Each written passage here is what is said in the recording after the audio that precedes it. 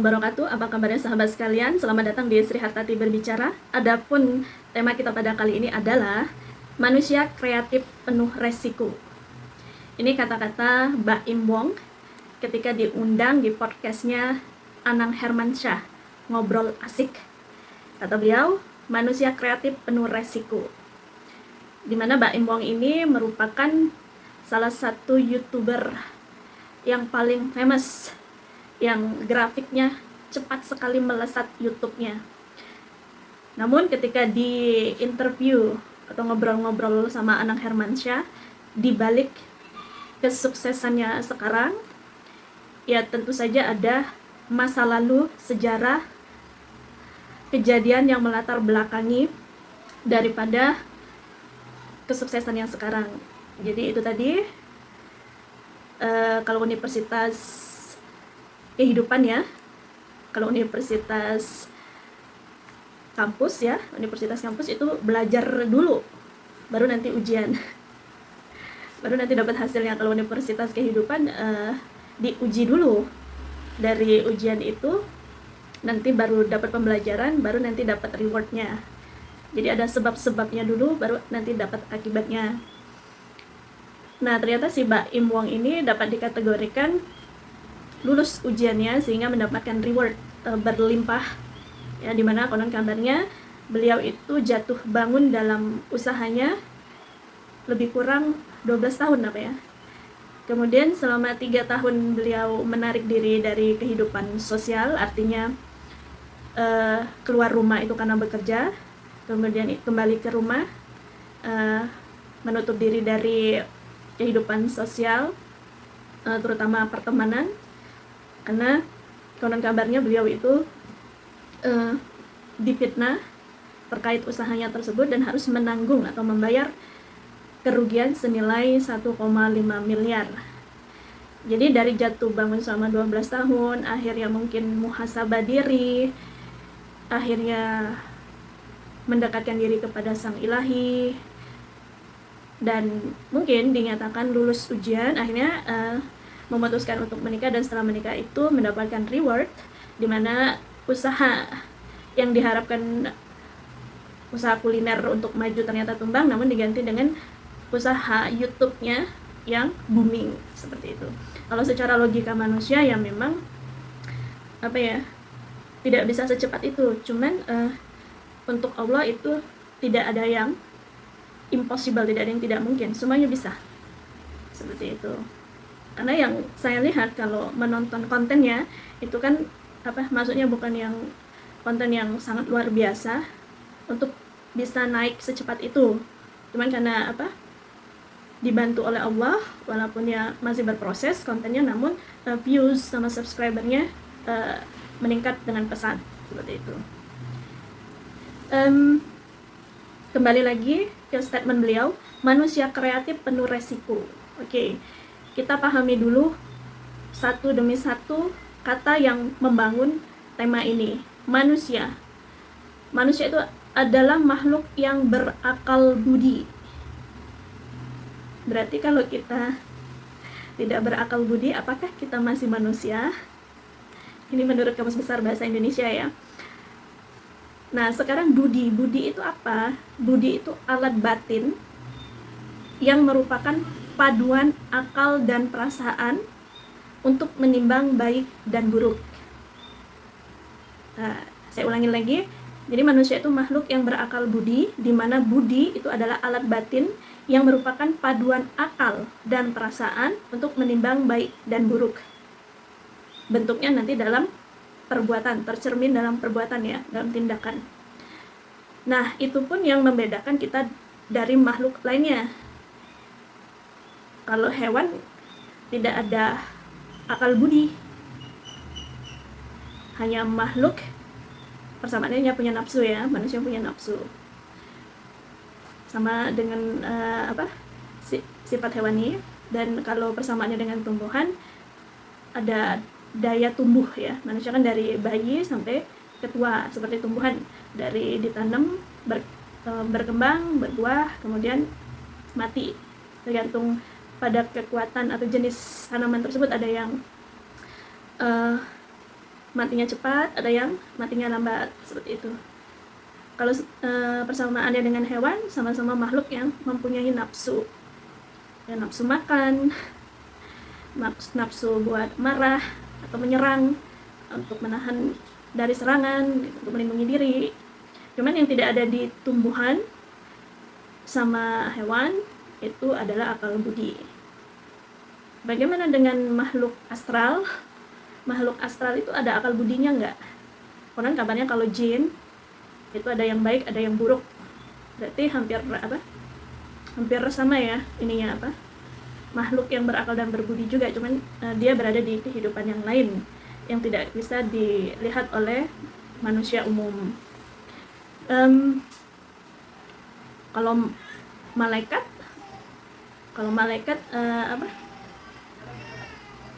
ini gimana nih definisinya? Makhluk yang berakal budi. Kalau malaikat makhluk yang berakal budi nggak? Oke, kita batasi tema ini dengan makhluk fisika ya, yang bisa dilihat oleh mata kepala, bukan makhluk metafisika seperti jin, setan atau malaikat. Oke, kemudian kreatif. Kreatif itu memiliki daya cipta,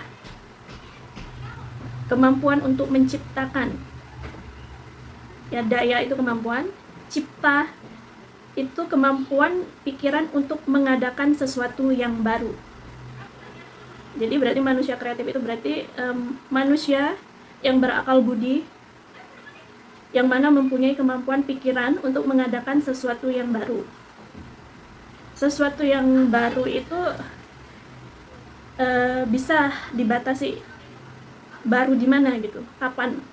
Karena sejarah pasti berulang, hanya beda saja beda momennya, beda bentuknya. Seperti katanya virus corona ya, zaman dulu, sejarah menceritakan bahwa ya pandemi itu tidak hanya hari ini. Zaman dahulu atau zaman sebelumnya itu sudah ada yang namanya pandemi, hanya saja bedanya virusnya mungkin berbeda. Sekarang virusnya lebih canggih karena ilmu yang mendeteksi lebih canggih ya, maka namanya virus corona. Kalau dulu kan flu burung, masih Indonesia banget. Kalau sekarang namanya agak keren, virus corona. Ya pada dasarnya virus itu nanti kedepannya akan ada lagi pandemi itu, cuman virusnya mungkin berbeda lagi, lebih canggih lagi. Atau kembali ke masa lalu, virusnya virusnya seperti masa lalu, cuman berbeda zaman saja. Jadi sesuatu yang baru itu tidak benar-benar baru, karena tidak ada yang baru secara original, cuman ada sesuatu tingkat kebaruannya itu atau originalitasnya itu ada level-levelnya, tingkat levelannya. Yang paling bagus itu tingkat kebaruannya itu, originalitasnya itu tinggi. Itu yang saya pahami ketika di podcastnya Denny Sumargo, itu ada siapa ya, lupa saya, yang membahas tentang original content, dimana konten kreator itu ya harus kreatif, harus ori. Cuman yang benar-benar ori itu kan tidak ada. Biasanya kan berdasarkan referensi-referensi yang sudah ada, cuman kan mengkombinasikan menjadi versi kita gitu. Contohnya kan podcast Deddy Corbuzier, pada dasarnya kan itu juga referensinya dari luar. Saya lihat itu kalau luar itu banyak sudah podcast-podcast seperti itu. Dan kebetulan ide podcast tersebut yang pertama kali mendapatkan referensi itu dan mengaplikasikannya dalam konten YouTube di Indonesia itu Deddy Corbuzier. Namun Deddy Corbuzier bukan ori, benar-benar ori. Cuman di Indonesia, untuk wilayah Indonesia beliau original. Jadi berdasarkan referensi dari luar dikembalikan ke karakter seorang Deddy Corbuzier, akhirnya muncul podcast apa nama podcast Deddy Corbuzier itu? Ya Deddy Corbuzier podcast ya, seperti itu. Jadi kreatif itu sama dengan sintetik, mengumpulkan beberapa referensi membaca beberapa referensi, kemudian referensi itu diambil hal-hal yang sesuai yang kita inginkan berdasarkan versi kita, seperti itu. Ngomong seperti ini, monolog seperti saya ini banyak, cuman pastinya tidak ada yang sama persis, karena yang sama persis, yang tidak tingkat original, yang benar-benar copy paste, itu biasanya tidak bakal kemana-mana.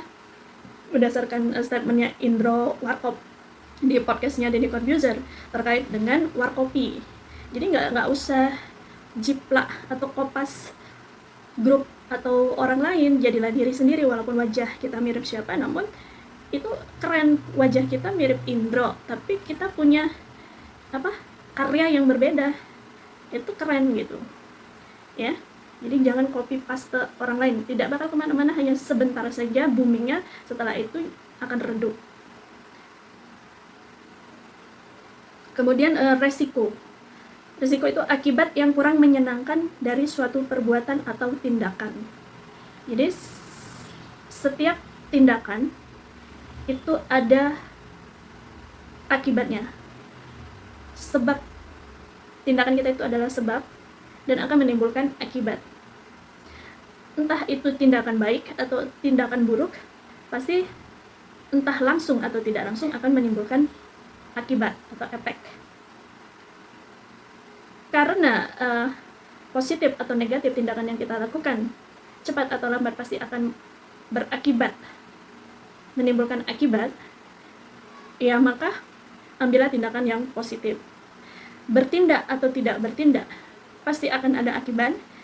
Kita membuat YouTube atau kita rebahan sama-sama akan menimbulkan akibat. Ya, kalau kita membuat konten YouTube masih mungkin ada akibat positifnya dibandingkan kita rebahan yang apabila dilakukan di jangka panjang akan merusak finansial karena kita malas bekerja, dan juga untuk tubuh dan pikiran itu jadi bodoh, kata orang, kalau hanya rebahan saja, tidur gitu.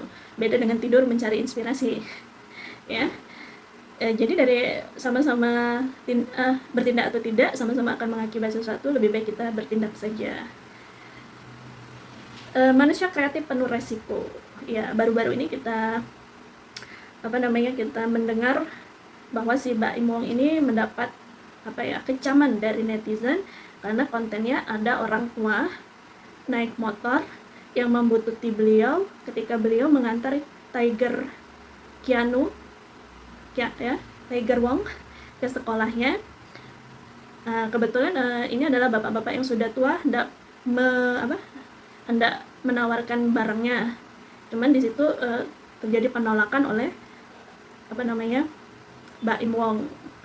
Harusnya kata netizen tidak seperti itu dari sisi netizennya, karena orang itu sudah tua, yang mau dilihat dulu apa yang mau dijualnya, jangan langsung ditolak gitu. Apalagi penolakannya dirasa kurang sopan gitu untuk standar orang tua yang ingin menjajakan barang dagangannya. Namun kan yang tahu keadaan yang sebenarnya itu Mbak Im Wongnya sendiri, karena beliau yang mengalami. Dan Mbak Im Wong itu bercerita di podcastnya Anang Hermansyah atau Ngobrol Asik, ya benar bahwasanya beliau senang membantu orang lain. Namun yang mau dipahami bahwa jangan cara-cara minta bantuannya itu jangan mengganggu gitu, jangan mengganggu privasinya, karena beliau sendiri mempunyai kesibukan. Ya, saya bisa mengerti kedua posisi tersebut sama-sama benar, tidak ada yang salah ya, karena kebenaran itu terkadang dianggap benar karena banyak yang membenarkan, dan dianggap salah karena banyak yang menyalahkan ya. Wallahu alam. Kembali lagi ke tema kita hari ini, manusia kreatif penuh resiko. Ya, jadi sebagai manusia, makhluk yang berakal budi, di mana kita harus bertindak.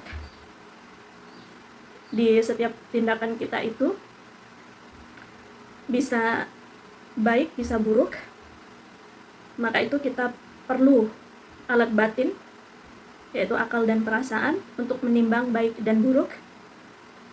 Kemudian kita aplikasikan tindakan kita itu untuk merancang sesuatu yang baru, sesuatu yang hebat untuk kemanusiaan. Meskipun ya namanya hidup di dunia ini tidak akan sama pandangan setiap manusia, namun percaya saja bahwa kita akan dikumpulkan dengan orang-orang yang sefrekuensi dengan kita. Kendati pun kita melakukan sesuatu yang buruk, maksud saya, kendati pun kita melakukan sesuatu yang kita anggap baik, kita sudah memikirkannya secara baik-baik untuk mengekspos tindakan baik itu, maka akan selalu ada yang mengatakan itu tidak baik. Jangankan kita manusia biasa, sekelas para nabi pun banyak yang tidak suka dengan tindakan mereka. Untuk itu, selama kita merasa apa yang kita lakukan itu suatu bentuk kreativitas untuk perkembangan kehidupan yang lebih baik, bermanfaat untuk sesama manusia atau sesama makhluk, ya kita lakukan saja. Resikonya kita tanggung. Percaya saja bahwa kita punya Tuhan. Resiko apapun itu, baik yang kita anggap baik atau buruk, pasti akan berdampak baik ke depannya. Sebagaimana Mbak Imon jatuh bangun 12 tahun, ya, namun tetap terus bangkit dan pada akhirnya mendapatkan reward pada hari ini. Satu pencapaian. Oke, terima kasih sudah menyimak Sri Hartati berbicara. Assalamualaikum warahmatullahi wabarakatuh.